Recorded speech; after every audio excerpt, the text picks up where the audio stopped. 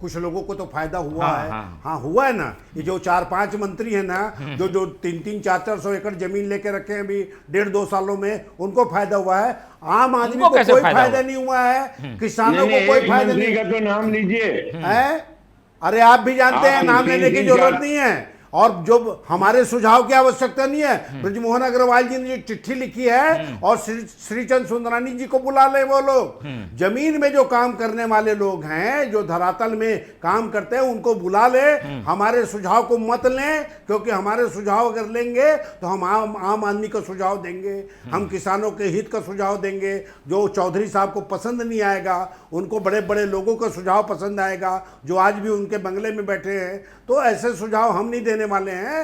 सरकार जो है, उनको जनता ने चुनी है, तो जनता से राय लेकर के अपनी राय गाइडलाइन को जारी करे, उसको पूरा वापस लेकर के करने के लिए बैठे हैं क्या? उसका वापस करने के लिए पूरा वापस करके नए सिरे से करें। हम तो धरातल की बात बताएंगे, दर्पण दिखाने का काम करेंगे।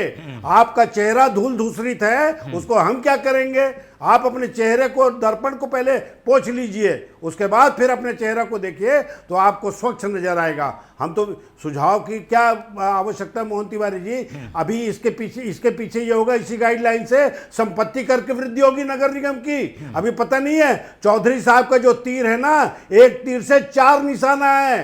पूरा पैसा पैसा है, केवल लूटो लूटो, कम समय में ज्यादा लूटो की नई योजना इन्होंने लाई है। ये कह रहे हैं कि भाई चलिए, इनके सुझाव तो बाद में आते रहेंगे, आपके पार्टी के लोगों ने जो सुझाव दिया है, कम से कम उस पर अमल हो जाए, जल्द से जल्द सुना जाएगा उनको भी। मैं तो मोहन जी, मैंने साफ कहा, चाहे वो बिल्डर एसोसिएशन हो, चाहे हमारे पार्टी के नेता हो, चाहे ब्रोकर एसोसिएशन हो, ये सारे लोग जो जो सुझाव दे रहे हैं, हमारी सरकार उन सारे सुझावों पर सहानुभूति पूर्वक विचार करके निर्णय लेगी 31 दिसंबर के बाद। निर्णय लोगों के पक्ष में आएगा ना सुंदरानी साहब? मैं ये पूछना चाह रहा हूँ, ठीक है, लोगों के पक्ष में निर्णय आएगा क्या कि वो जीएसटी टाइप हो जाएगा?